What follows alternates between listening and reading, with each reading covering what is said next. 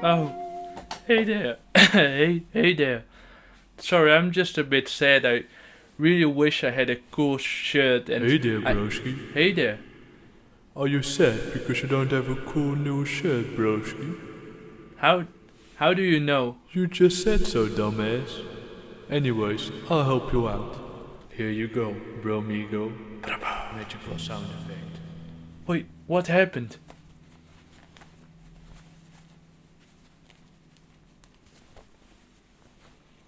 Wow. Link is in the description. I'm really sorry about that, but hello, welcome to this video. I'm going to show you how to play Sink to the Floor by Feng Suave. The song was requested by all these people. Thank you so much for your comments. Also, the deal still stands. If you post a picture of yourself on Insta and tag me with the cool new merch, then you will get a shout out like this cool dude over here. Okay, I'm going to show you how to play the song, of course. I will show you first how to play the song with the tabs over here, and then I will also explain some more difficult parts and some songwriting techniques that I use in the song, which is also really based a bit around the last two videos I made, so check those out as well. And I hope everything will be exciting and clear. Thank you so much for watching so far. Also a huge thank you to Jethro for becoming a patron on my Patreon page. Also check out my Instagram, there you can sometimes vote which song I do next. Okay, let's get into the song. So the song is just in standard tuning, you don't have to use a capo or anything like that. However, if you can or if you have a tremolo bar, might come in handy, you don't have to. Without it, it also sounds nice. So, let's get into the song.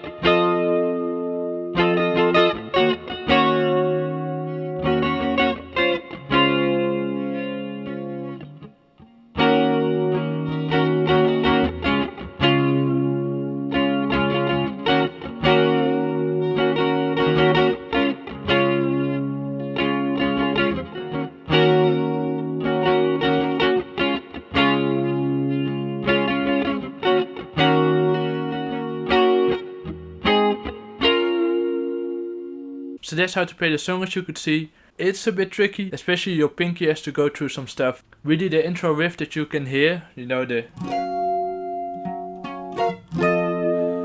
it's really played throughout the song, but only with some small variations. The chord really stay the same. This is the way the guitarist plays it. When they play it live, they play it one step lower, so that's something to keep in mind. So then you have to just play everything 2 steps down, I think. 2 frets down, so yeah. So the intro goes like this, as you know. And your pinky, it might be a bit of a difficult finger positioning this pinky over here with every chord. And it simply is, but what might be nice to know or to remember is that of course you have to still your ring finger, you have to lay them on the frets, but not on the bottom one. You can of course, you're free to do that because it doesn't block it, but you might have to put a little bit of less strength on your ring finger to get this chord, if you know what I mean. Because you don't have to do this, you have to only do this note. You don't have to put your ring finger really on, like you do have it on there, but you don't have to press it down really. So, and then you have more power really left for your pinky on the bottom string, and it's still really, yeah, it's just playing a lot will make it a lot easier, the pinky stuff. So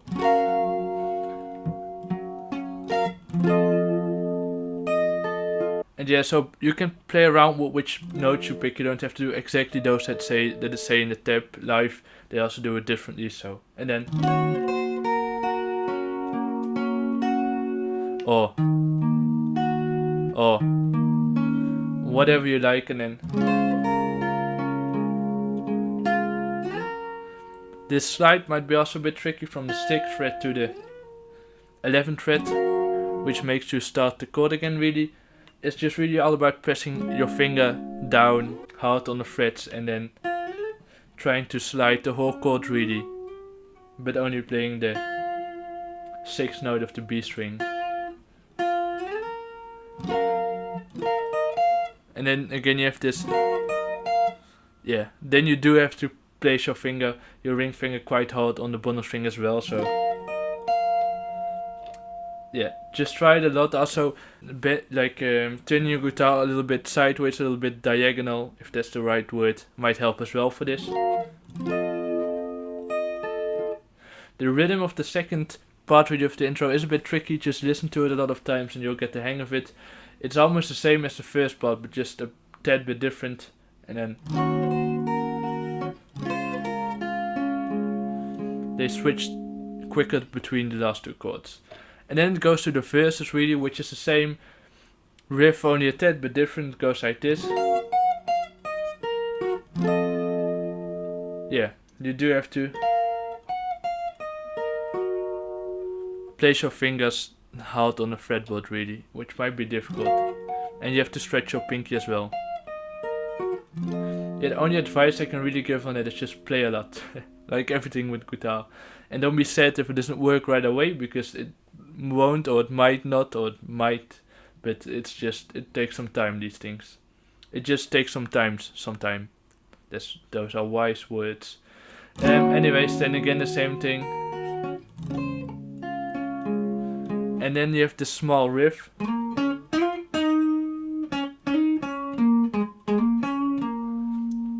With some slides. You can also do hammer-ons instead of the slides. The rhythm of that isn't too difficult because you're really following the vocal melodies. Then it repeats itself again, the riff, and then you have this one part where it goes. Again, it's about stretching your pinky and pressing your fingers hard down on the fretboard. Okay, and then you have the chorus, and really in the chorus there isn't a guitar played, or it's really softly in the background, so you can play around with the strumming pattern. I like to do this. But you can do anything you like. Also with the tremolo bar, you might be able to use this or not, so I won't go very deep into this, but what he usually does is play and then do a small, how do you say that, bend, or say it,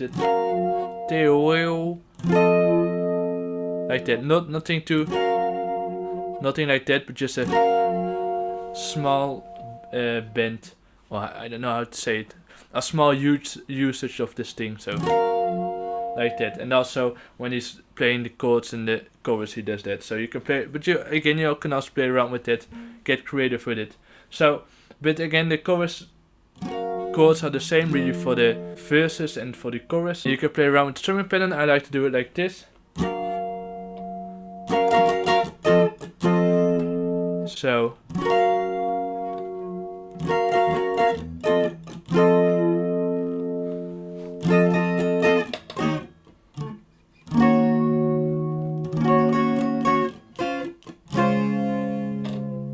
like that, and then you have at the end of the chorus you have this part.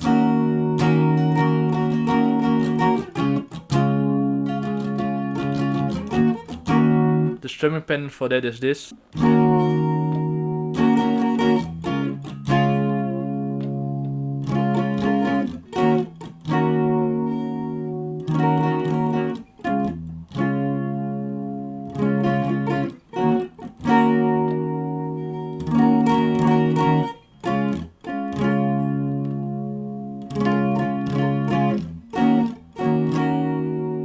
Like that, and it ends with this one. Might be a bit of a difficult finger positioning. You're really playing a G sharp in the shape of a C major, you know, the chord over here, but then, which is probably familiar to you, but then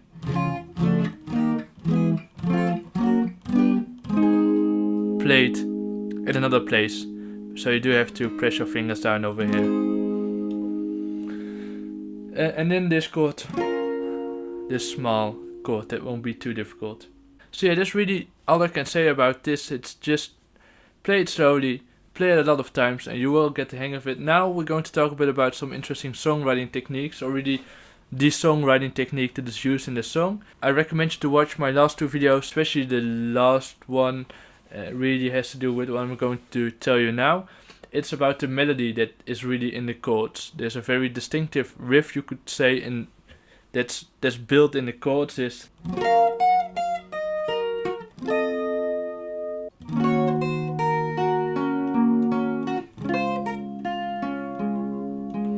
and in this last video that I made, we talked about creating such a riff, creating such a melody. And you can do that really in two ways. You can do it in a lot of ways, but the two main ones that you will see a lot on indie guitar is creating a melody around the chords and creating a melody around the scale. Now, it's a question time. What do you think is used here?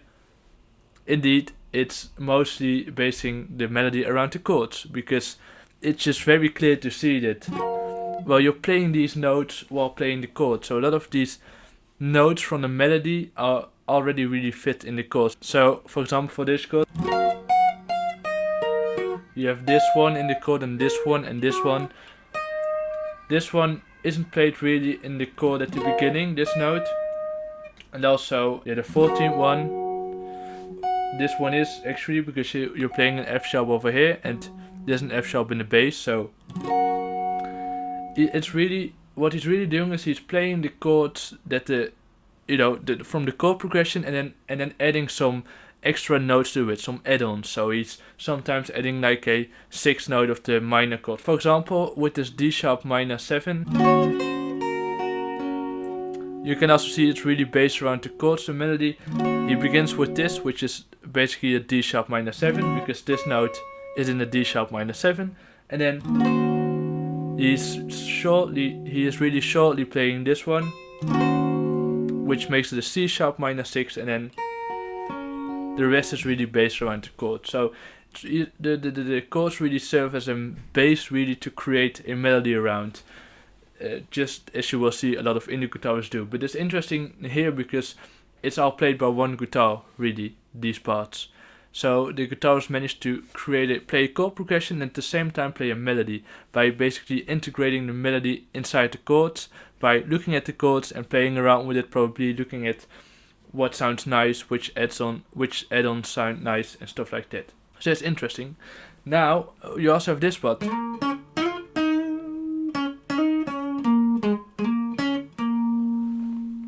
Now is the question, what is this melody based around? More around the chords or more around a scale? You guessed it right, probably, maybe not, that's totally fine. It's based around the scale. And why is that now?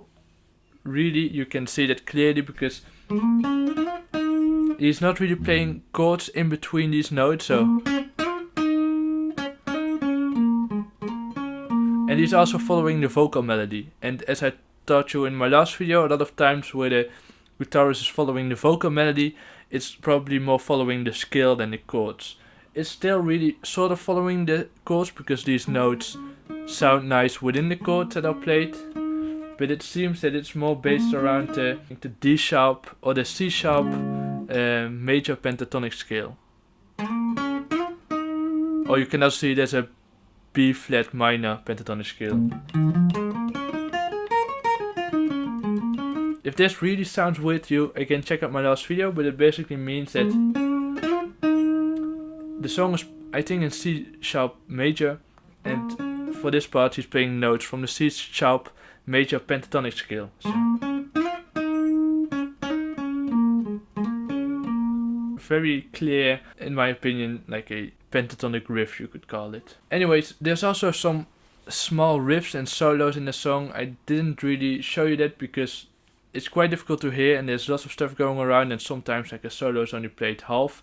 But again, if you want to improvise over this or something like that, or try to play those melodies on your guitar, really try to again fix around the C sharp major pentatonic scale or the B flat minor pentatonic scale. So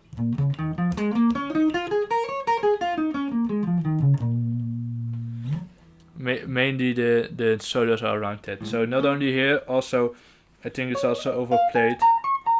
It's also played over here, so all around the neck, but those notes you can use to improvise something over this. Now, I do really think that's everything I wanted to say. Thank you so much for watching so far, and I really hope to see you the next time.